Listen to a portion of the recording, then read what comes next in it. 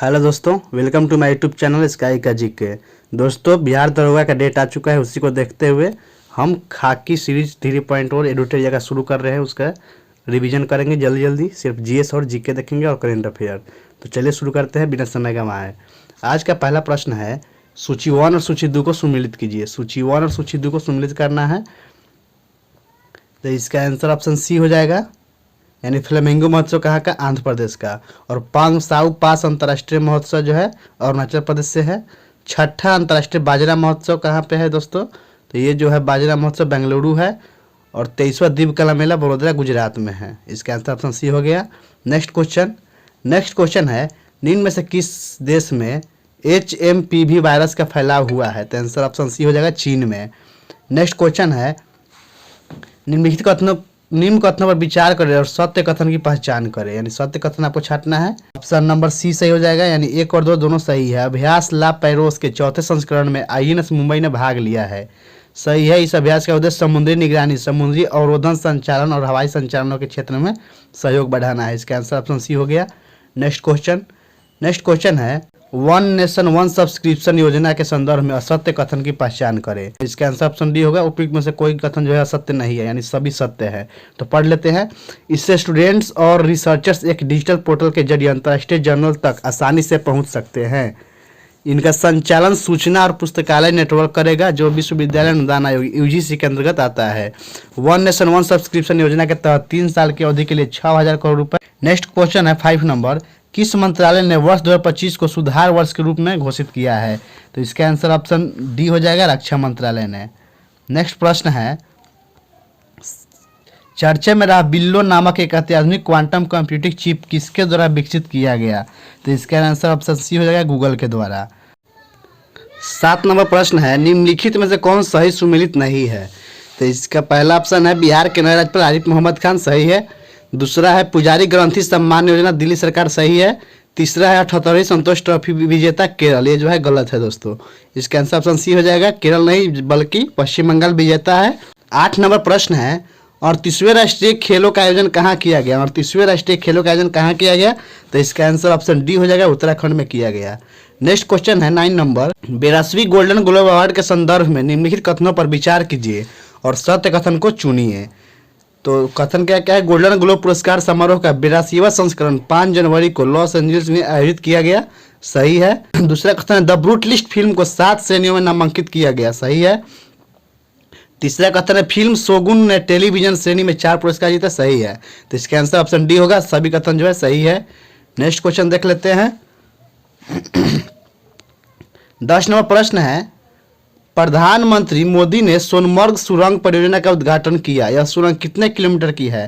तो इसका answer option C होगा, 12 किलोमीटर की है। 11 नंबर प्रश्न है, कौन कौन से देशों को संयुक्त राष्ट्र के अस्थायी सदस्य के रूप में वर्ष 2025-26 कार्यकाल के लिए चुना गया? तो इसका ऑप्शन है पाकिस्तान, पनामा, सोमालिया। तो इसका आंसर ऑप्शन डी हो जाएगा, तीनों देश को, पाकिस्तान, पनामा, सोमालिया, सभी को। 12 नंबर प्रश्न है, निम्न में कौन सही सुमेलित नहीं है? तो इसका पहला ऑप्शन है 12 जनवरी राष्ट्रीय युवा दिवस, सही है। दूसरा ऑप्शन है 23 जनवरी पराक्रम दिवस, ये भी सही है। तीसरा ऑप्शन है 24 जनवरी राष्ट्रीय बालिका दिवस, ये भी सही है। तो चौथा ऑप्शन है 30 जनवरी राष्ट्रीय मतदाता दिवस जो है गलत है दोस्तों। तो आप लोग बताइए कमेंट में, राष्ट्रीय मतदाता दिवस कब मनाया जाता है? इसका आंसर ऑप्शन डी हो गया। नेक्स्ट क्वेश्चन देखते हैं।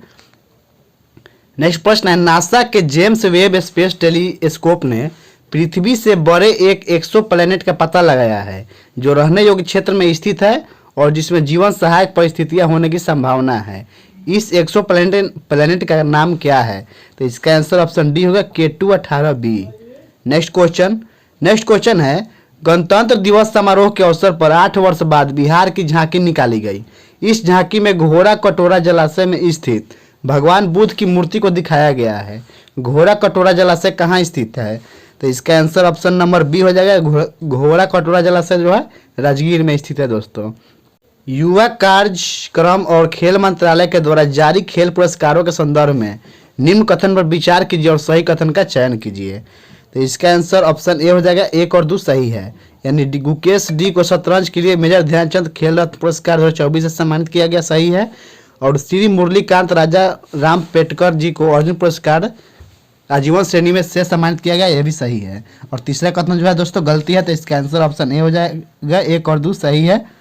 16 नंबर, NVS-2 उपग्रह को इसरो के 100वां उपग्रह है जिसे किस प्रक्षेपण यान से प्रक्षेपित किया गया, तो इसका आंसर ऑप्शन ए हो जाएगा, GSLV F-15 के द्वारा। नेक्स्ट प्रश्न है, बिहार में गंडक नदी के किनारे राज्य का पहला घड़ियाल अभयारण्य का निर्माण किस जिला में किया जाएगा, तो इसका आंसर क्या हो जाएगा, ऑप्शन ए, गोपालगंज जिला में किया जाएगा। 18 नंबर प्रश्न है आपका, पद्म पुरस्कार 2025 के बारे में असत्य कथन का चयन करें। तो पद्म पुरस्कार 2025 के बारे में कौन सा कथन असत्य है वही चुनना है, तो इसका आंसर ऑप्शन सी होगा। पद्म पुरस्कार 2025 में 25 महिला और 13 व्यक्तियों को मरणोपरांत दिया गया, ये जो है कथन जो है गलत है। और सही कथन पढ़ लेते हैं, श्री दुवर नागेश्वर रेड्डी को चिकित्सा के क्षेत्र में पद्म विभूषण पुरस्कार प्रदान किया गया, सही है। 2025 में कुल 139 पद्म पुरस्कार की घोषणा की गई, जिसमें पद्म विभूषण 7 व्यक्ति को, पद्म भूषण 19 व्यक्ति को और पद्मश्री 113 व्यक्ति को। और चौथा कथन जो है, पद्म पुरस्कार 2025 में बिहार के कुल 7 व्यक्ति को सम्मानित किया गया, तो इसका आंसर ऑप्शन सी हो गया जो गलत था। अगला क्वेश्चन चुनते हैं, अगला क्वेश्चन देखते हैं। 18वीं वन स्थिति रिपोर्ट 2023 के अनुसार सत्य कथन को चुने, तो इसका आंसर ऑप्शन नंबर डी हो जाएगा, यानी सभी कथन जो है सत्य है। भारत वन स्थिति रिपोर्ट 2023 के अनुसार भारत का वनावरण जो है 7,15,343 वर्ग किलोमीटर है। दूसरा है, क्षेत्रफल के अनुसार सर्वाधिक वनावरण वाले राज्य मध्य प्रदेश, उसके बाद अरुणाचल प्रदेश, उसके बाद छत्तीसगढ़ है, ये भी सही है। तीसरा है, वन स्थिति रिपोर्ट 2023 के अनुसार कुल भौगोलिक क्षेत्रफल का 21.76% है, ये भी सही है। इसका आंसर ऑप्शन डी हो गया, सभी कथन जो है सत्य है। 20 नंबर प्रश्न है, पुराने जलोढ़ मिट्टी का भंडार बिहार के निम्नलिखित में से किस क्षेत्र में पाई जाती है, तो इसका आंसर हो जाएगा ऑप्शन नंबर ए, पटना और गया। इसका आंसर हो गया ऑप्शन नंबर ए, पटना और गया। 21 नंबर प्रश्न है, कोसी मैदान की समुद्र तल से औसत ऊंचाई कितना है। कोसी मैदान की समुद्र तल से औसत ऊंचाई जो है दोस्तों 30 मीटर है, आंसर ऑप्शन बी हो जाएगा 30 मीटर। नेक्स्ट क्वेश्चन है, नीचे दिए गए युग्मकों में से कौन सा युग्म सही सुमेलित नहीं है, तो इसका आंसर जो है ऑप्शन बी हो जाएगा, हिमालय वन अनुसंधान संस्थान देहरादून जो है गलत है। हिमालय वन अनुसंधान संस्थान कहाँ पे है दोस्तों, ये जो है शिमला हिमाचल प्रदेश में है। और सही है जो देख लेते हैं, शुष्क वन अनुसंधान संस्थान जोधपुर में है, वर्षा वन अनुसंधान संस्थान जोरहाट में है, उष्णकटिबंधीय वन अनुसंधान संस्थान जबलपुर में है। इसका आंसर ऑप्शन बी हो गया। नेक्स्ट क्वेश्चन देखते हैं। नेक्स्ट प्रश्न है, भारत का कौन सा राज्य जिप्सम, सीसा और जस्ता के उत्पादन के लिए प्रसिद्ध है। भारत का कौन सा राज्य जो है जिप्सम, सीसा और जस्ता के लिए प्रसिद्ध है, तो आंसर होगा option number B, Rajasthan. Next question है, पृथ्वी के आंतरिक भाग में किस चट्टान का निर्माण अधिक ऊष्मा और दबाव के कारण होता है, तो इसका आंसर हो जाएगा ऑप्शन नंबर डी, का आंतरिक चट्टान। नेक्स्ट क्वेश्चन देखते हैं। नेक्स्ट क्वेश्चन है, 40 डिग्री से 60 डिग्री उत्तर तथा दक्षिण अक्षांशों के मध्य में पूरे वर्ष चलने वाली पवनें क्या कहलाती है, तो इसका आंसर हो जाएगा पछुआ हवा, आंसर ऑप्शन ए हो जाएगा सही। नेक्स्ट क्वेश्चन देखते हैं। 26 नंबर प्रश्न है, नदी डेल्टा के संदर्भ में निम्न में से कौन सा कथन सही नहीं है। नीचे दिए गए कुछ से सही उत्तर का चयन कीजिए, तो इसका आंसर ऑप्शन नंबर सी हो जाएगा, केवल 2 जो है सही नहीं है, बाकी सब सही है। एक डेल्टा का निर्माण तब होता है जब एक नदी धीमी गति बहने वाले जल निकाय से, जैसे समुद्र या झील से मिलती है, ये सही है। दूसरा कथन जो है गलत है। नेक्स्ट क्वेश्चन देखते हैं। नेक्स्ट क्वेश्चन है, नीलगिरी और अन्नामलाई पहाड़ियों के बीच स्थित दर्रा कौन सा है। नीलगिरी और अन्नामलाई के बीच स्थित दर्रा का नाम क्या है, तो इसका आंसर ऑप्शन बी हो जाएगा, पालघाट दर्रा। थालघाट दर्रा कहाँ से कहाँ तक है, मुंबई से नासिक है, और भोरघाट मुंबई को पुणे से है। नेक्स्ट क्वेश्चन है, निम्न में से भारत का कौन सा राज्य अपनी सीमा 3 देशों नेपाल, भूटान और चीन से साझा करता है, तो इसका आंसर हो जाएगा option number C, Sikkim. 29 number question देख लेते हैं। सिमलीपाल जैव आरक्षित क्षेत्र कहाँ है। पहला है सिमलीपाल जैव आरक्षित क्षेत्र जो है उड़ीसा में है। दूसरा है दिहांग दिबांग कहाँ, अरुणाचल से मिल जाएगा। नोकरेक जो है मेघालय से मिलेगा, और कोल्ड लेजर जो है हिमाचल प्रदेश से मिल जाएगा। 29 नंबर का ऑप्शन नंबर डी सही हो जाएगा। अगला क्वेश्चन देखते हैं। अगला क्वेश्चन है, पारिस्थितिकी निकेत आला किससे संबंधित है, तो इसका आंसर ऑप्शन डी होगा, पारिस्थितिकी तंत्र से जीव की स्थिति पारक एवं क्रियात्मक संबद्धता से। नेक्स्ट क्वेश्चन है, पर्यावरण से संबंधित निम्नलिखित सम्मेलनों पर विचार कीजिए। उपयुक्त में से कौन सा जोड़ा सही सुमेलित है, तो इसका आंसर ऑप्शन डी होगा, सभी जो है सही सुमेलित है। यानी बेसल कन्वेंशन कब हुआ था, मई 1992 में। रोटरडैम कन्वेंशन जो है कब लागू हुआ, फरवरी 2004 में। स्टॉकहोम कन्वेंशन कब लागू हुआ? मई 2004 में। नेक्स्ट प्रश्न है, प्रतिचक्रवात के संबंध में निम्नलिखित में से कौन सा कथन सत्य है? प्रतिचक्रवात के संबंध में निम्न में से कौन सा कथन सत्य है? तो पहला कथन, इसके केंद्र में वायु दाब उच्च होता है, सही है। इसमें हवा की दिशा केंद्र की परिधि की ओर होती है, सही है। भूमध्य रेखीय भागों में इसका पूर्णतः अभाव रहता है, सही है। तो इसका आंसर ऑप्शन डी हो जाएगा, उपयुक्त सभी। नेक्स्ट क्वेश्चन देखते हैं। नेक्स्ट क्वेश्चन है, आर्कटिक महासागर तथा बेरिंग जल संधि से जुड़ा महासागर, आर्कटिक महासागर तथा बेरिंग जल संधि से जुड़ा महासागर कौन सा है? तो इसका आंसर ऑप्शन ए हो जाएगा, प्रशांत महासागर। नेक्स्ट क्वेश्चन देखते हैं। नेक्स्ट क्वेश्चन है 34 नंबर, सूची 1 को सूची 2 से सुमिलित कीजिए और दिए गए कूट का प्रयोग करके सही उत्तर चुनिए।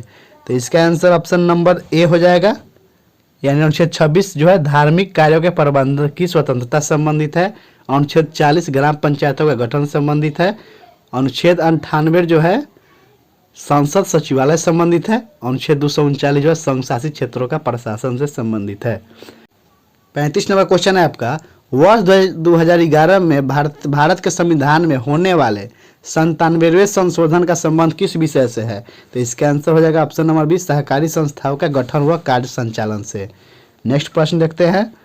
नेक्स्ट प्रश्न है, थोड़ा बड़ा कर लेते हैं इसको, हाँ ठीक है। नेक्स्ट क्वेश्चन है, पंचायती राज के संदर्भ में कौन सा कथन सत्य है? पंचायती राज के संदर्भ में कौन सा कथन सत्य है? तो इसका पहला कथन है, पंचायती समिति और जिला परिषद अध्यक्ष प्रत्यक्ष निर्वाचित सदस्यों से गठित होते हैं, गलत है। दूसरा कथन है, पंचायत चुनाव लड़ने की न्यूनतम आयु 18 वर्ष है, ये भी गलत है। तीसरा कथन है, पंचायती राज संस्थाओं का चुनाव राज्य चुनाव आयोग के पर्यवेक्षण में होता है, ये सही है। इसका आंसर ऑप्शन सी हो जाएगा। नेक्स्ट प्रश्न है, एक साधारण विधेयक पर संसद के दोनों सदनों की सम्मिलित बैठक में मतदान हो सकता है यदि कोई सदन उसे बिना पारित किए रख सकती है। तो इसका आंसर ऑप्शन सी हो जाएगा, 6 माह तक। नेक्स्ट क्वेश्चन देखते हैं। 38 नंबर प्रश्न है, संयुक्त संसदीय समिति के अध्यक्ष मनोनयन किसके द्वारा किया जाता है? संयुक्त संसदीय समिति के अध्यक्ष का मनोनयन किसके द्वारा किया जाता है? तो इसका आंसर ऑप्शन डी हो जाएगा, लोकसभा अध्यक्ष के द्वारा। ठीक है दोस्तों, अगर वीडियो आपको अच्छी लग रही हो तो हमारे वीडियो को लाइक कर दीजिए और अपने दोस्तों में भी शेयर कर दीजिए। अगला देते हैं। 39 नंबर प्रश्न है, 1919 भारत शासन अधिनियम के संदर्भ में द्वैत शासन का क्या अर्थ है? तो इसका आंसर ऑप्शन डी हो जाएगा, इनमें से कोई नहीं। नेक्स्ट क्वेश्चन है, राज्यसभा के बारे में निम्नलिखित में से कौन सा कथन सही नहीं है? तो इसका आंसर ऑप्शन डी हो जाएगा, इसके 1/3 सदस्य प्रत्येक वर्ष सेवानिवृत्त होते हैं, ये कथन जो है गलत है, यहाँ 2 वर्ष होना चाहिए था। नेक्स्ट क्वेश्चन है। नेक्स्ट प्रश्न है, भारतीय संविधान द्वारा प्रदत्त निम्न में से कौन सा अधिकार गैर नागरिकों को भी उपलब्ध है? यानी कौन सा अधिकार जो है गैर नागरिकों को भी उपलब्ध है? तो इसका आंसर ऑप्शन ए हो जाएगा, संवैधानिक निराकरण का अधिकार। नेक्स्ट क्वेश्चन देखते हैं। 42 नंबर प्रश्न है, भारत के संविधान का भाग 14 संबंधित है, भाग 14 किससे संबंधित है दोस्तों? तो इसका आंसर हो जाएगा ऑप्शन नंबर बी, संघ और राज्यों के अधीन सेवाएं से संबंधित है। नेक्स्ट क्वेश्चन देखते हैं। 54 नंबर प्रश्न है दोस्तों, सविनय अवज्ञा आंदोलन की असफलता के बाद गांधी जी ने किसको महत्व दिया? तो इसका आंसर ऑप्शन ए हो जाएगा, रचनात्मक कार्यक्रम को। नेक्स्ट क्वेश्चन देखते हैं। नेक्स्ट क्वेश्चन है, वर्ष 1911 में किस सामाजिक कार्यकर्ता ने ब्रिटिश विधान परिषद के समक्ष निःशुल्क तथा अनिवार्य प्राथमिक शिक्षा का प्रस्ताव रखा था? तो इसका आंसर ऑप्शन बी हो जाएगा, गोपाल कृष्ण गोखले ने। नेक्स्ट प्रश्न है, मध्यकाल में जौनपुर में स्वतंत्र सरकी राजवंश की स्थापना किसने किया था? तो सरकी राजवंश की स्थापना मलिक उल सल्क ने किया था, आंसर ऑप्शन ए हो जाएगा। नेक्स्ट क्वेश्चन देखते हैं। 57वां प्रश्न है, अधिक संख्या में दफनाए गए बच्चों के शव प्राप्त हुए हैं कहाँ से? अधिक संख्या में दफनाए गए बच्चों के शव कहाँ से प्राप्त हुए हैं? तो आंसर हो जाएगा ऑप्शन नंबर बी, जोरवे संस्कृति से। नेक्स्ट क्वेश्चन देखते हैं। नेक्स्ट क्वेश्चन है 58 नंबर, प्रति व्यक्ति आय के बारे में सत्य कथन का चुनाव करें। पहला कथन है, यह एक राष्ट्र में प्रति व्यक्ति अर्जित धन की राशि है, सही है। यह जनसंख्या के जीवन स्तर का मूल्यांकन करता है, सही है। यह पूरी आबादी के जीवन की गुणवत्ता का प्रतिनिधित्व करता है, सही है। इसका आंसर ऑप्शन डी हो जाएगा, उपयुक्त में से सभी। नेक्स्ट क्वेश्चन है, हरे पौधे सूर्य के प्रकाश की ऊर्जा का कितना प्रतिशत ग्रहण करते हैं और उसे खाद्य ऊर्जा में परिवर्तित करते हैं? तो इसका आंसर ऑप्शन बी हो जाएगा, 1%। नेक्स्ट क्वेश्चन है, सूची 1 और सूची 2 को सम्मिलित कीजिए और नीचे दे कूट की सहायता से सही उत्तर का चयन कीजिए। तो इसका आंसर देखते हैं। चलिए, पहला है आर्सेनिक। आर्सेनिक किस संबंधित है दोस्तों? आर्सेनिक जो है किस रोग से संबंधित है? आर्सेनिक जो है मस्तिष्क सूजन से होगा। और कैडमियम जो है हड्डियों में कमजोरी से हो जाएगा। और ऑप्शन सी में क्या है, पॉलीविनाइल क्लोराइड, ये जो है फेफड़ों से का कैंसर, पॉलीविनाइल क्लोराइड से फेफड़ों का कैंसर हो जाता है। और बेरियम से क्या हो जाएगा, श्वसन संबंधी समस्या। इसका आंसर हो जाएगा ऑप्शन नंबर, देख लेते हैं कितना में है, ए में है। ठीक है, ऑप्शन नंबर ए सही हो जाएगा। नेक्स्ट क्वेश्चन देखते हैं। 61 नंबर क्वेश्चन है आपका, सामान्य ठंड में निम्नलिखित में से कौन सा नासिका संकुलन के लिए उत्तरदायी है? तो इसका आंसर हो जाएगा option number B, histamine. Next प्रश्न देखते हैं। नेक्स्ट प्रश्न है, निम्नलिखित अधिनियमों एवं उनके कालानुक्रम व्यवस्थित करें और नीचे दिए गए कूट में सही उत्तर का चयन करें। तो आपके 62 नंबर का आंसर हो जाएगा ऑप्शन नंबर डी, यानी सबसे पहले लेक्स लोकी अधिनियम 1850 में होता है, लेक्स लोकी अधिनियम 1850 में। उसके बाद होगा बंगाल टेनेसी अधिनियम, बंगाल टेनेसी अधिनियम कब हुआ, 1885 में दोस्तों। और उसके बाद आयु की सहमति अधिनियम, तो ये जो है 1891 में हुआ। और लास्ट है आपका ऑप्शन नंबर 4 नंबर है भारतीय विश्वविद्यालय अधिनियम, ये कब आया, 1904 में। तो इसका आंसर ऑप्शन डी हो जाएगा। नेक्स्ट क्वेश्चन देखते हैं। नेक्स्ट प्रश्न है, सूची 1 को सूची 2 से सम्मिलित कीजिए तथा नीचे दिए गए कूट का उपयोग करके सही उत्तर चुनिए। तो ये जो है फुतूह, पहला ऑप्शन में है फुतूह उस सलातीन, फुतूह उल सलातीन जो है किससे मिलेगा, तो ये जो है आपको अब्दुल मलिक इमामी से मिलेगा, ऑप्शन नंबर 2 से। और दूसरा है आपका फुतुहात फिरसाई, जो फिरोज शाह तुगलक से संबंधित है। और तारीख फिरसाई किससे संबंधित है, ये जो है आपका जियाउद्दीन बर्नी से संबंध, तारीख फिरसाई जियाउद्दीन बर्नी संबंधित है। और खजैन उल फतूह जो है अमीर खुसरो से संबंधित है। 64 नंबर प्रश्न है, अनंत राज सागर जलाशय का निर्माण किस वंश के शासकों द्वारा किया गया था? तो इसका आंसर ऑप्शन डी हो जाएगा, विजयनगर के शासकों द्वारा। नेक्स्ट क्वेश्चन है, नेक्स्ट क्वेश्चन आपका, गिलाजी किसके शासनकाल में प्रसिद्ध रचनाकार थे? गिजाली किसके शासनकाल में प्रसिद्ध रचनाकार थे? तो आंसर ऑप्शन बी हो जाएगा, अकबर के शासनकाल में। नेक्स्ट क्वेश्चन है, तुलसी के पौधे का औषधीय महत्व किसके उपस्थिति के कारण होती है?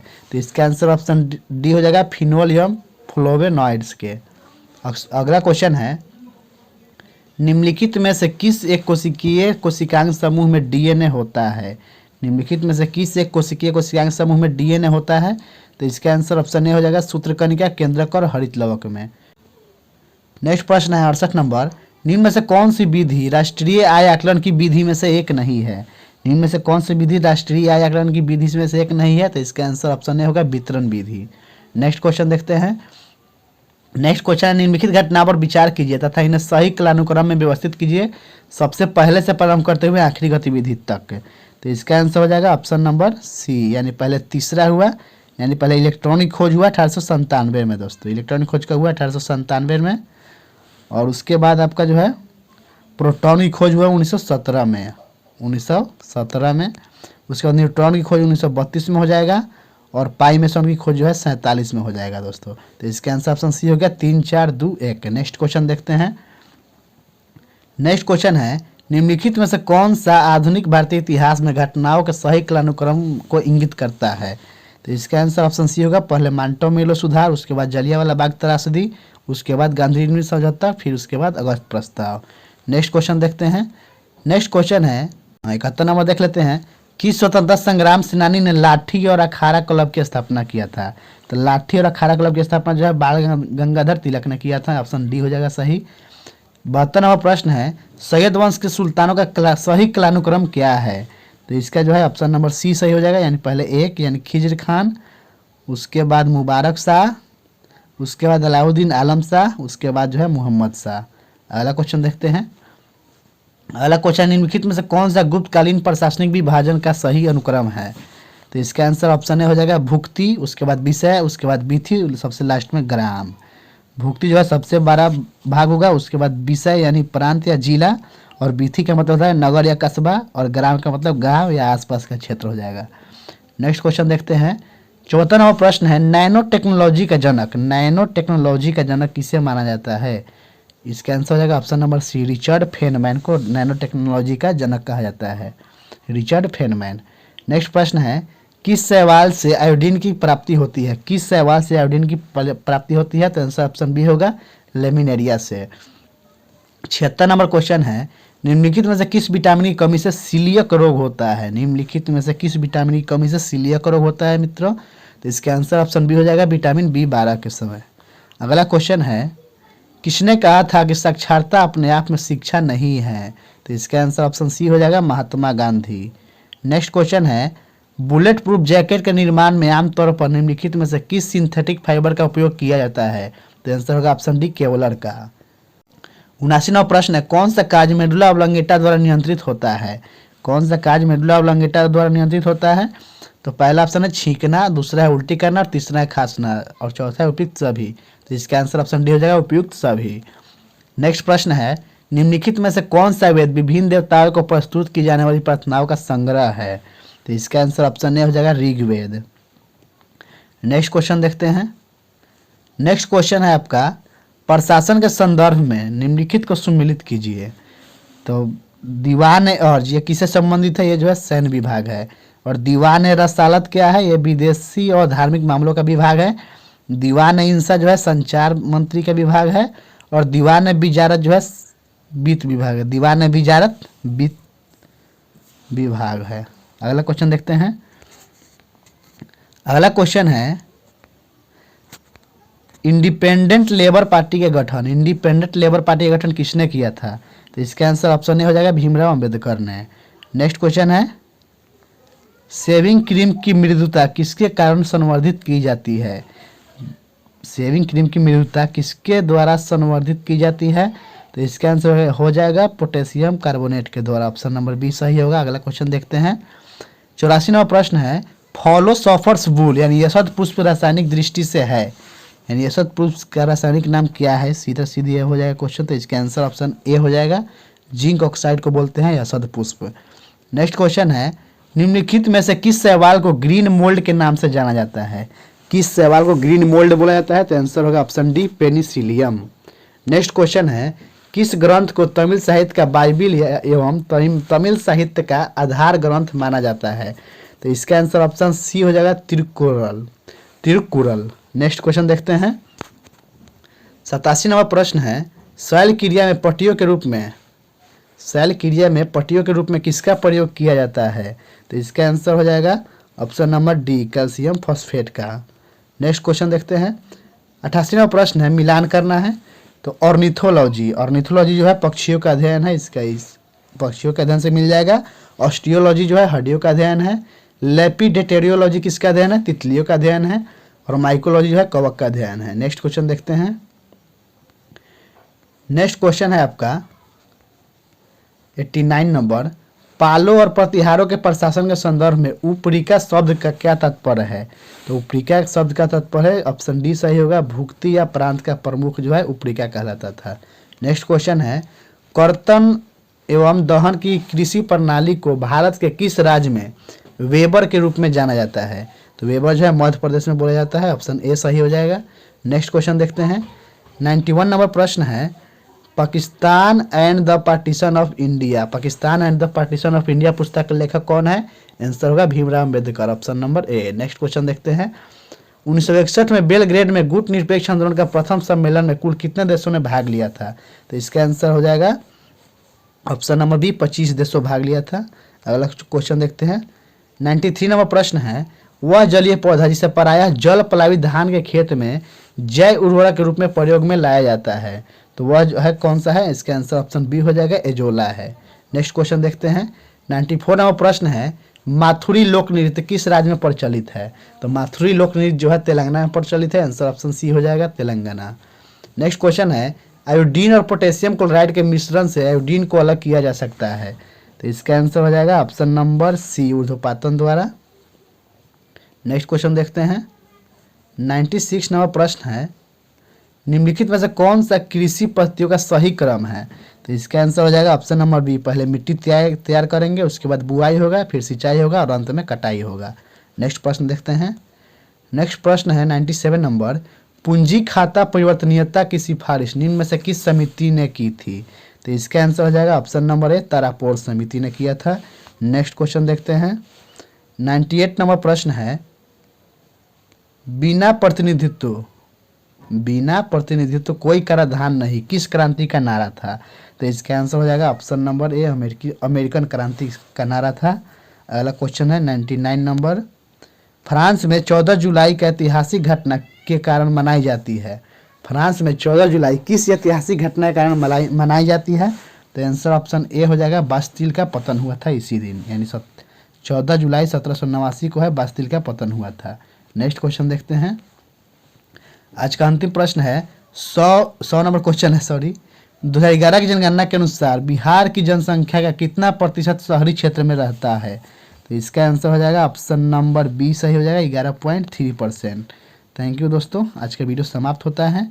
मिलते हैं नेक्स्ट वीडियो में। अगर ये वीडियो आपको अच्छी लग रही हो तो हमको कमेंट करके बताइए कितना अच्छा लगा, और सब्सक्राइब कर दीजिए हमारे चैनल को और लाइक कर दीजिए वीडियो को, अपने दोस्तों में भी शेयर कर दीजिए। दोस्तों मिलते हैं नेक्स्ट वीडियो में, तब तक के लिए टाटा बाय बाय।